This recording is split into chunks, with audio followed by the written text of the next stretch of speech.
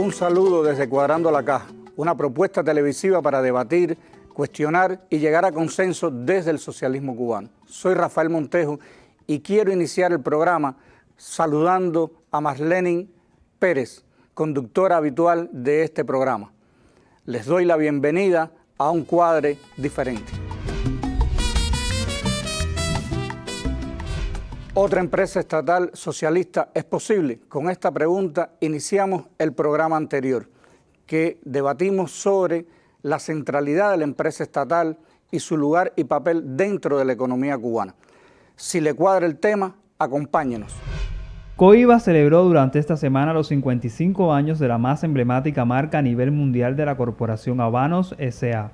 Junto al disfrute del aroma y sabor de vitoras especializadas, unos 650 aficionados entre profesionales cubanos y extranjeros y representantes de medios de comunicación conocieron por estos días de la historia, aciertos y retos de la afamada marca presente en 160 países. La India se colocó como la quinta economía del mundo tras superar al Reino Unido, reportó Bloomberg, que cita datos del Fondo Monetario Internacional. En marzo, la economía del país asiático alcanzó los 854.700 millones de dólares y la británica 816.000 millones de dólares. Así, la nación británica se ubica en la sexta posición después de que su antigua colonia la superara en las clasificaciones económicas internacionales en los últimos 3 meses de 2021. Los precios de los principales referentes petroleros registraron esta semana fuertes bajadas y marcaron un mínimo no visto desde principios del año, en medio de las preocupaciones por una caída de la demanda y una posible recesión global.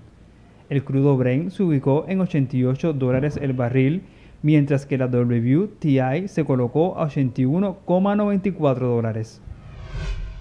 Cuba resultó electa como el principal destino cultural del Caribe en los World Travel Awards 2022, destacó la revista especializada Excelencias. La nación antillana alcanzó por segundo año consecutivo este galardón y varias de sus instalaciones y empresas del sector turístico obtuvieron también premios individuales en las diversas categorías que integran el certamen. Estas son algunas de las noticias más importantes que en el orden económico nos rodean y las propias de Cuba. Nosotros, para darle continuidad al programa anterior, contamos con el mismo equipo de trabajo. Es un placer presentarles a Agustín Laje, asesor de BioCuba Pharma. Buenas.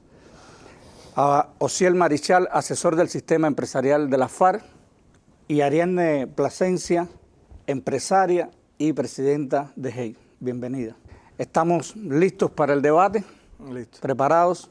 Bueno, en programas anteriores habíamos estado abordando la empresa estatal socialista y su centralidad dentro de la economía cubana. Habíamos analizado las cadenas de impago, las excesivas utilidades, los precios, las contrataciones y toda una serie de dificultades que además abordamos con sentido crítico.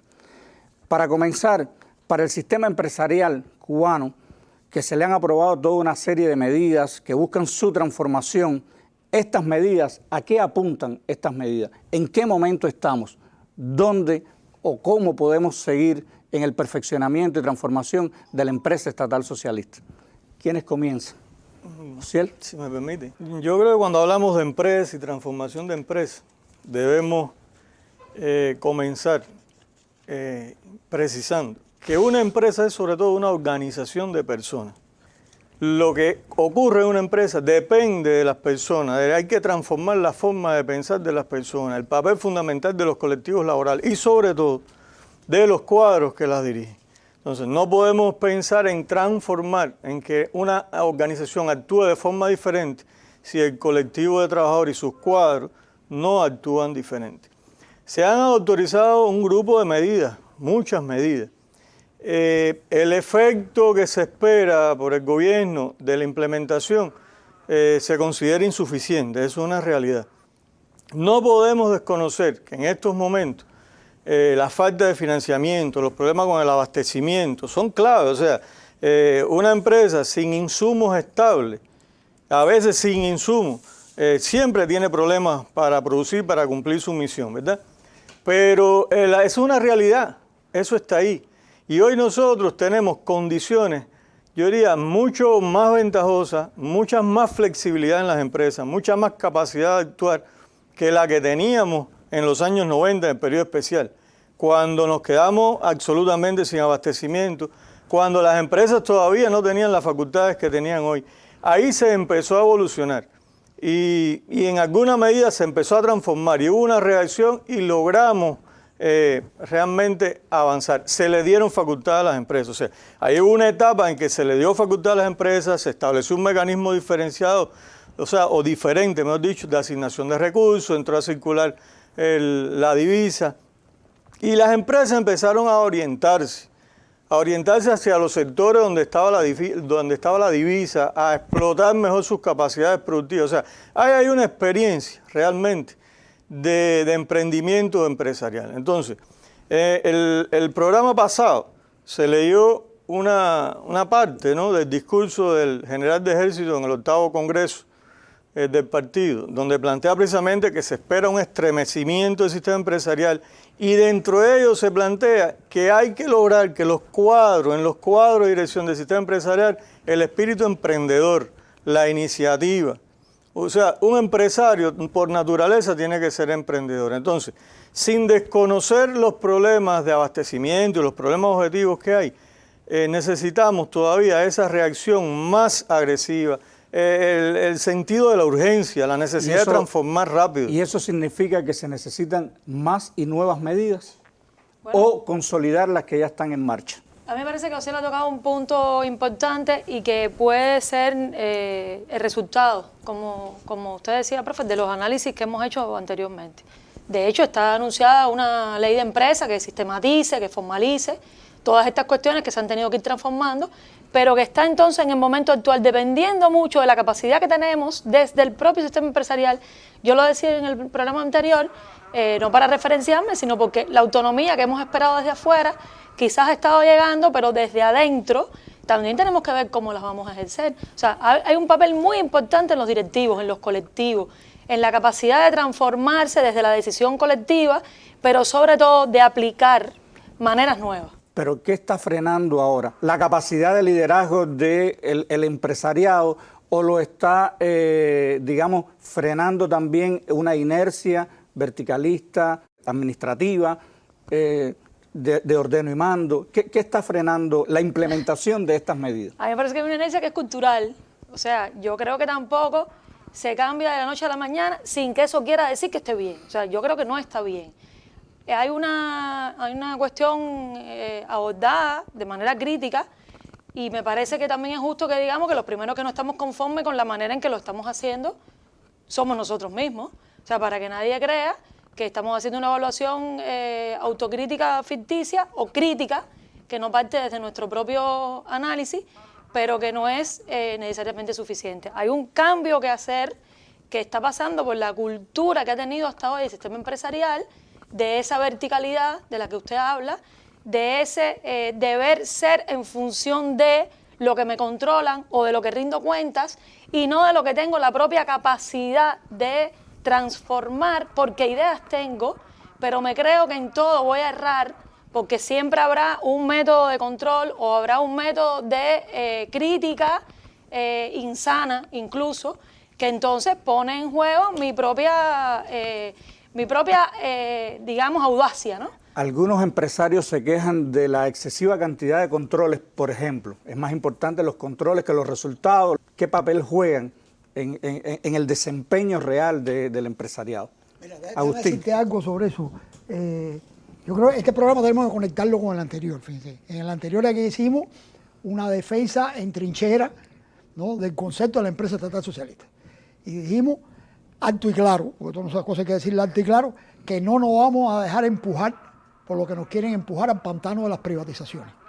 Me acuerdo que el símil que utilizamos es no porque la casa tenga problemas, la solución es derrumbar la casa.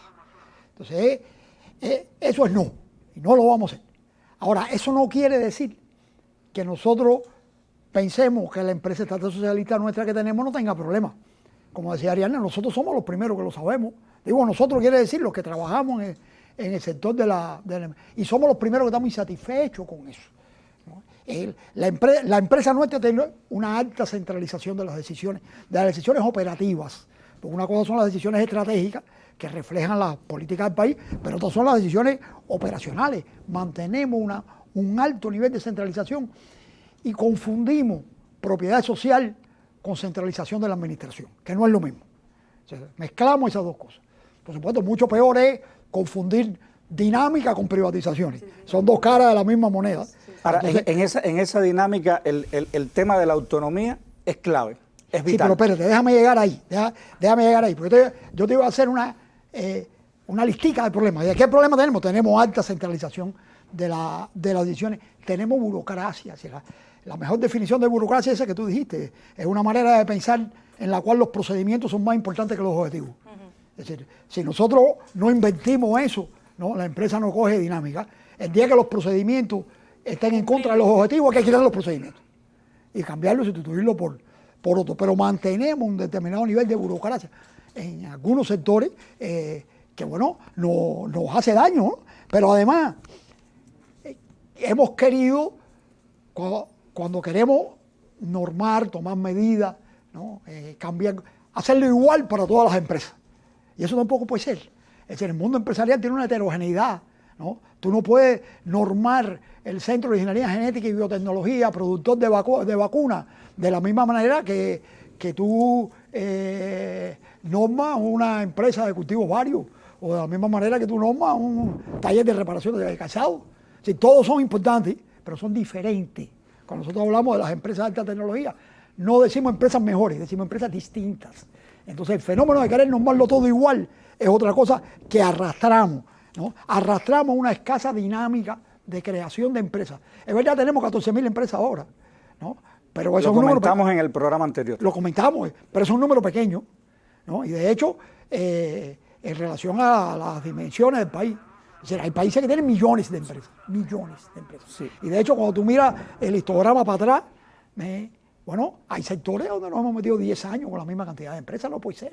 Las empresas tienen una dinámica de fundación, extinción, entonces, y además arrastramos una desconexión entre la empresa y el comercio exterior, cosa que tampoco puede ser. En una economía globalizada. Son temas que vamos a abordar en las próximas preguntas. Vamos a la próxima pregunta, yo lo guardo ahí para la próxima pregunta.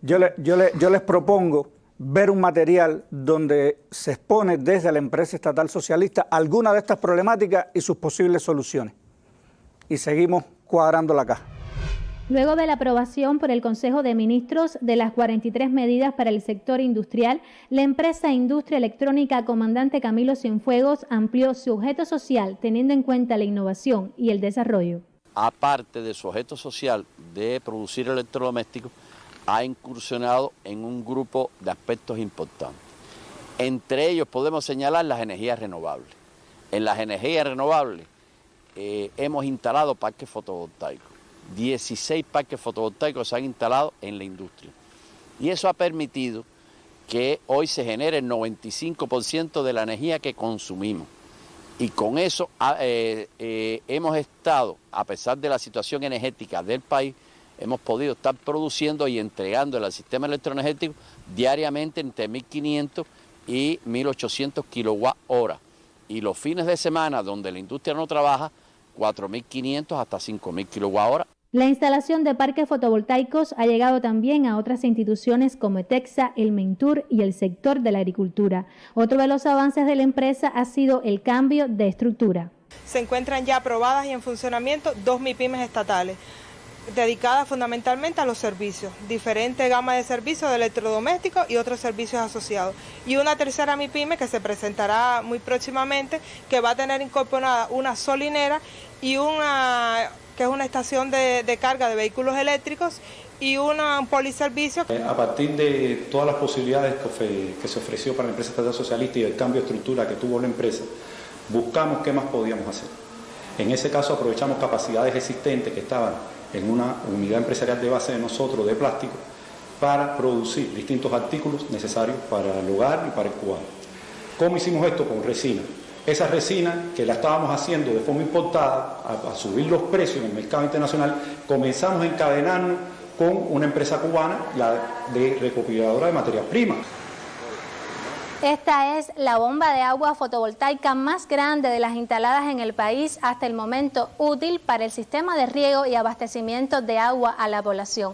Además, la empresa se encuentra en proceso de validación de un tractor eléctrico y cuenta con triciclos eléctricos que además tienen su propia estación de carga. Empeños todos gracias al desarrollo, la innovación y la utilización de las nuevas tecnologías. Agradecemos a los colegas de la Mesa Redonda este reportaje. Y para continuar con el debate, vimos en ese material algunos de los ejemplos que pueden ser múltiples de cuáles son las soluciones posibles a las problemáticas que tiene la empresa estatal socialista. Ya sabemos lo que necesitamos, pero ¿cómo implementarlo? ¿Cuáles serían las estrategias fundamentales que nosotros en estos momentos podemos desplegar? ¿Qué elementos pueden ser más efectivos? Aquí hay algo que siempre preocupa mucho en el debate, tanto en las redes como en todo lo que hemos podido consultar. ¿De qué están dependiendo los resultados? Más de la actuación del empresario, de los empresarios, de la dirección de la empresa, de los trabajadores o del marco institucional en el que se tienen que desenvolver los empresarios. Ese es un cuestionamiento también que hemos estado abordando de alguna manera, pero que sea profundizar en este tema. Hacíamos la lista de los problemas que tenemos, pero es que tenemos que empezar por entender las causas. Es decir, había un filósofo que a mí me gusta mucho leer, que decía que el problema en la vida no es reír ni llorar, sino comprender. Es decir, tenemos que comprender. Es decir, el sistema económico de nosotros viene del subdesarrollo, ¿no? Y el sistema económico de nosotros despega, ¿no?, en un momento, ¿no?, donde las experiencias del campo socialista, que eran experiencias de dirección vertical, de planificación, estaban funcionando bien. Eso hay que entenderlo. Es decir, porque ahora criticamos determinadas experiencias administrativas, pero esas experiencias llevaron a la Unión Soviética de ser el 4% de la producción industrial mundial a ser el 20% de la producción industrial mundial. Eso funcionó, pero eso funcionó en la época de la segunda revolución industrial. Electrificación, petróleo, digamos, producciones masivas estandarizadas. Después de eso, la economía mundial cambió. Ese mundo cambió. Y hay dos fenómenos que son nuevos. Eso tenemos que entenderlo porque son nuevos. Si no podemos entrarle a esto con la manera de pensar de hace 50 años. Es nueva la velocidad de cambio tecnológico. Si las tecnologías cambian mucho, tú no puedes estandarizar cuando las tecnologías cambian tanto. Hay por ahí un cálculo de la empresa del Mundial de la Informática que dice que el 70% de las ventas que se hacen en ese sector hoy se hace con productos que hace 2 años no existían. No existían productos. Es decir, estamos en una dinámica de cambio de tecnología, no solo en la informática, en la robótica, los nuevos materiales. Esa es la 4ª revolución industrial. Y está eso y está la globalización. Por tanto, todo lo que hagamos tiene que ser para preparar o empoderar a la empresa estatal para hacerle frente a esos dos desafíos. El desafío del cambio tecnológico y el de la globalización. Pero en la realidad empresarial nuestra, no todas las empresas están en las mismas condiciones. Por supuesto. Hay desniveles, hay lugares por donde empezar, van a tener puntos de partida distintos algunas. Por eso hablaba de las estrategias, que está pesando más si la actuación del empresario, lo que él puede hacer, su liderazgo, de lo que hablaba Osiel, o también el entramado en el que se tiene que desenvolver el día a día del empresario cubano. A veces lo hace también tener trabas, amarras, y por lo tanto hay que construir estrategias distintas para prepararnos para ese mundo que dices, pero también hay que allanarle el camino a las otras que están también detrás. Esa es la pregunta. Si el entramado es un proceso de consulta largo de cada decisión operacional, estamos enredados. Si el entramado es varias capas de intermediación entre la gestión de la empresa y la realización en el mercado internacional, ¿no?, estamos complicados. Entonces, si el entramado es pretender administrar una industria, una MIPYME de inteligencia artificial con los procedimientos administrativos de una empresa de flora y fauna, estamos enredados.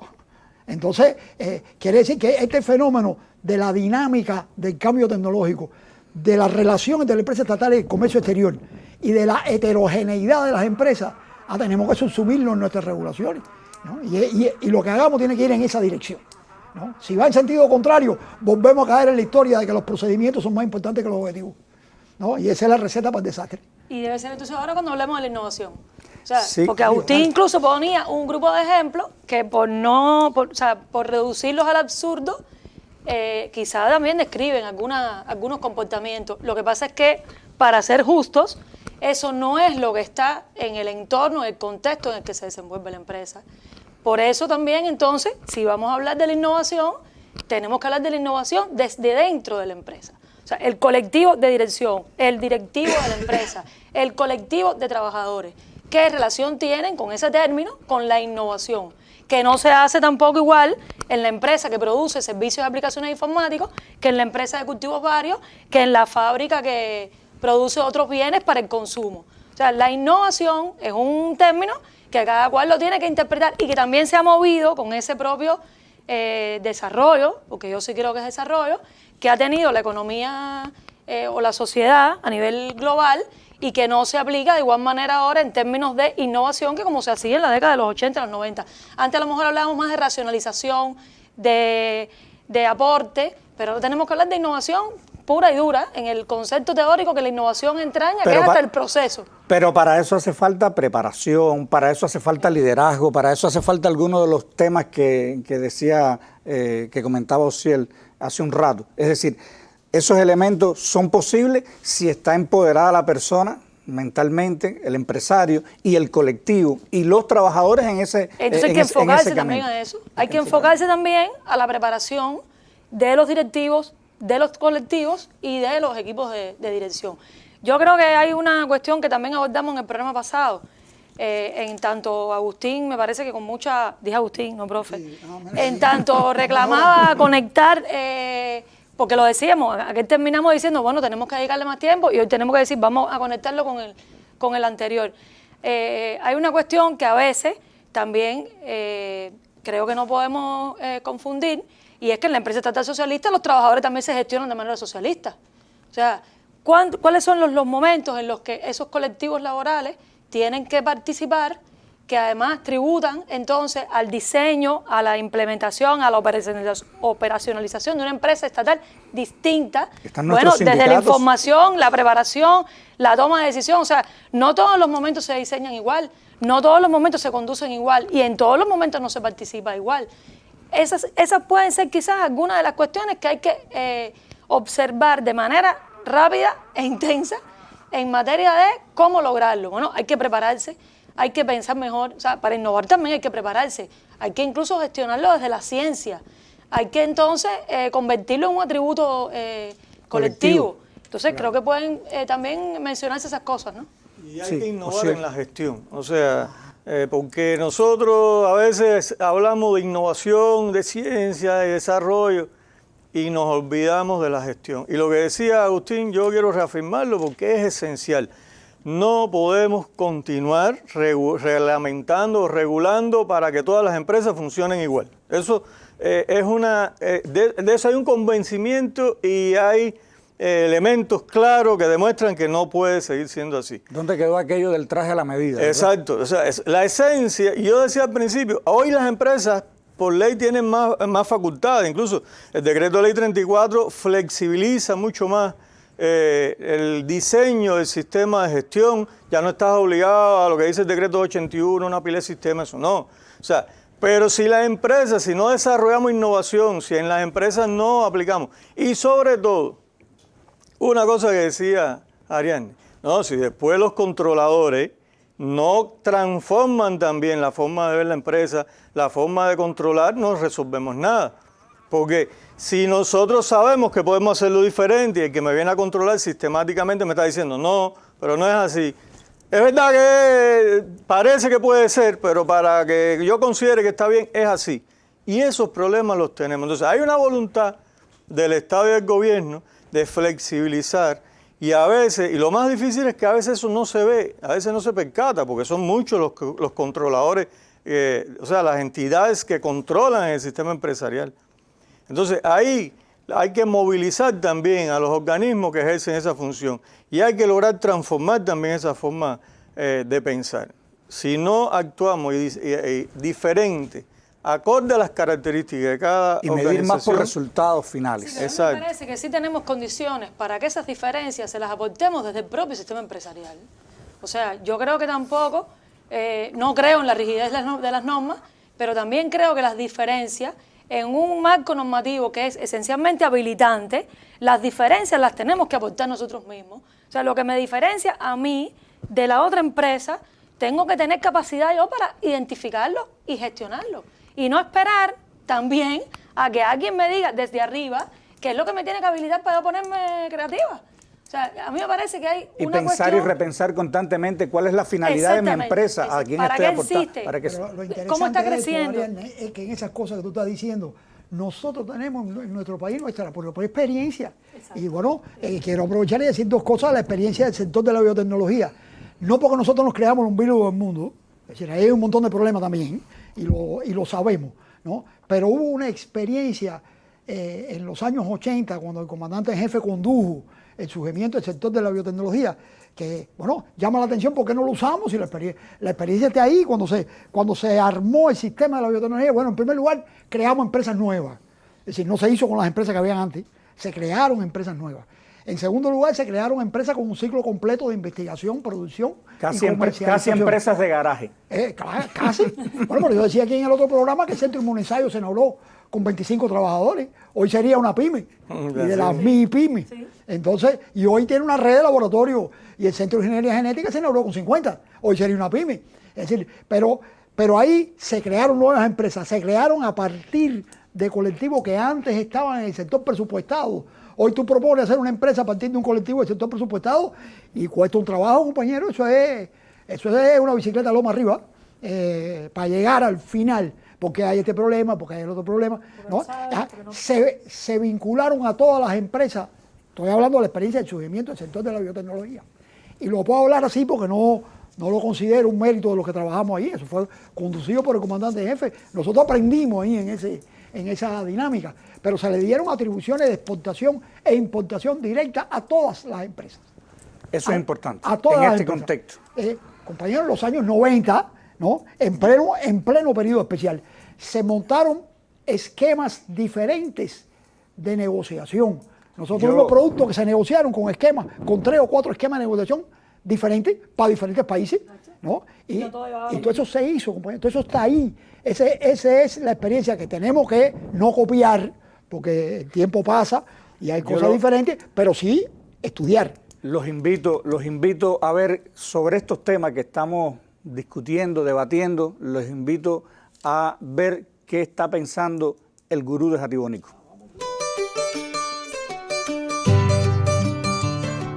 Nuestra empresa socialista, como actor fundamental de la economía estatal, tiene retos a la vista. En esa importante lista está la capacitación, apuesta a la innovación, los avances de la ciencia. El premio será eficiencia por una mejor gestión.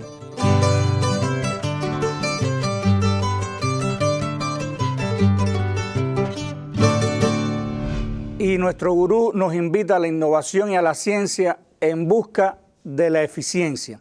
Quiero hacerles un comentario y que ustedes también entonces, a partir de ese comentario, bueno, hagan sus propias intervenciones. En las redes, algunos recomiendan repartir las empresas entre los trabajadores, elegir sus jefes, privatizar velada o abiertamente. Se cuestiona la empresa estatal desde si están o no en sectores estratégicos. ¿Creen ustedes que estas opiniones o qué opinión le merecen a ustedes estas ideas que están en el debate en estos momentos en algunos de los medios y en algunas de las redes? Bueno, yo creo en el programa pasado hablamos bastante de eso, ¿no? Yo creo, voy a ser muy breve, porque hablamos de una empresa estatal socialista. Y la tendencia esa de decir que no, que le damos la empresa a los trabajadores como accionistas. Entonces, si todo el capital de la empresa pasa a propiedad de los trabajadores, la empresa deja de ser socialista. O sea, se convierte en una empresa privada. ¿De quién? De un grupo de trabajadores. Bueno, y el resto del pueblo, porque los bienes son de propiedad de todo el pueblo. Entonces, ¿qué sentido tiene? Vaya, parece que es algo que no tiene mucho sentido, porque estamos diciendo que los trabajadores tengan una participación activa, que cada vez tengan más participación, eso es una responsabilidad de los líderes, de los cuadros de las empresas, y eso es crear las condiciones. La ley, la Constitución lo prevé, que los trabajadores deben participar desde la planificación, la ejecución, el análisis de los resultados. Está en la Constitución, así lo planteamos. Pero de participar a ir a ser los dueños directos, entonces no estamos siendo anticonstitucionales. Es una privatización velada también y abierta. Es una privatización. Y lo que dijimos, por lo que es importante la empresa estatal, que los resultados que genera la empresa, una parte vayan a tributar al desarrollo social. Cuando privatizas la empresa, es de esos trabajadores. Entonces, eso no es lo que queremos. Yo creo que hay una cuestión que también es muy importante. O sea, contra viento y marea, y con el bloqueo parado ahí en la puerta, como decía también un compañero en las redes, la empresa estatal socialista ha seguido siendo la que más aporta a los programas de la revolución y al desarrollo de la sociedad. Entonces, también a veces, desde una posición muy aquí en La Habana, nosotros pensamos que la empresa estatal socialista de la capital del país es la misma empresa estatal socialista que en una provincia o que en un municipio. Y en un municipio la empresa estatal socialista más importante puede ser la empresa de servicios comunales, porque es la que más aporta al desarrollo territorial. Y ahí es estratégica. Y ahí es estratégica. Entonces, o la empresa Agustín agropecuaria incluso introducía que lo que hace crecer es lo que es estratégico, ni siquiera lo que quizá podemos estar asociando a esta revolución 4.0, aunque por supuesto tiene en su propia naturaleza un efecto multiplicador. Pero en ese sentido, a mí me parece que en el caso cubano, esa es la empresa estatal socialista que tenemos que seguir defendiendo. Bueno, volvemos al gurú. ¿Qué lugar debe ocupar la ciencia y la innovación dentro de la estrategia de desarrollo de la empresa estatal socialista, y en específico el tema que en los últimos tiempos también se ha debatido bastante sobre la empresa estatal de alta tecnología? Ajá. Quisiera ver si esta empresa estatal de alta tecnología es solo de un sector o ella puede irradiar a partir de los elementos constitutivos de la misma al resto de las empresas. No, ahí tenemos un vaso medio lleno y medio vacío. Vamos a ver cómo lo vemos. Porque es verdad, medio lleno. No, tenemos que llenarlo. Para ser optimistas. Tenemos que llenarlo. Porque el tema es que nosotros, el componente de ciencia y técnica de las empresas es el valor añadido. Es decir, el valor de la producción, ¿no?, se forma con el valor de la fuerza de trabajo, con el valor de los insumos materiales y con el valor añadido de la complejidad tecnológica, de la ciencia y la técnica. Si queremos una empresa estatal de alto valor añadido, que es la que financia el desarrollo social, porque el desarrollo social cuesta dinero, y sale del valor añadido y de la productividad del trabajo de las empresas, tenemos que tener una empresa con un componente tecnológico alto. Es decir, las empresas de alta tecnología, que por cierto es un concepto que se empieza a manejar en el mundo a finales del siglo XX. Es decir, no pensemos tampoco ahora que vamos a luchar por algo que se conoce desde la época de la fundación de la General Motors. Ese es un concepto relativamente moderno y es un concepto que parte de la economía del conocimiento, parte de este tipo de empresas que invierten en investigación y desarrollo, que no es que la investigación se hace en un lugar y en la empresa la producción. Y que los intangibles adquieren un papel importante. Del valor de los intangibles. Bueno, ese tipo de empresa que en nuestro país surge al calor del desarrollo de la biotecnología y después de la informática y de la transformación digital, ¿no?, todas esas iniciativas, que además fueron iniciativas que se emprendieron en el periodo especial. Ese es otro concepto importante, para no pensarnos que tenemos que esperar que se resuelvan 54 problemas que tenemos para empezar a hacer emprendimientos de alta tecnología. No, mientras más problemas tenemos, más tenemos que hacerlo. Al revés. Entonces, allí hay una responsabilidad del sector académico de nuestro país. El sector académico de nuestro país tiene que ser incubadora de empresas, tiene que ser una fuente de empresas. Y eso no está ocurriendo a la dinámica que tiene que ocurrir. Y eso también hay que decirlo. Dijimos que este programa era para hacer crítica y tenemos que hacerla, ¿no?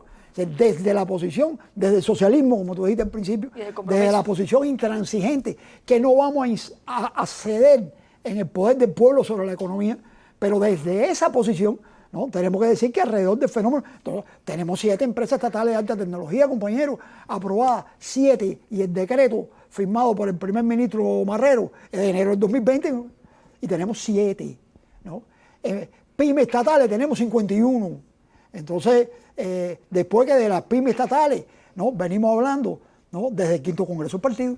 Entonces, bueno, ahí hay una dinámica de creación de empresas y de creación de formas de gestión. Quiero terminar con un concepto que dio Marichal, es decir, la innovación tecnológica. Eso es prácticamente una ley que se ha verificado en muchas revoluciones científico-técnicas.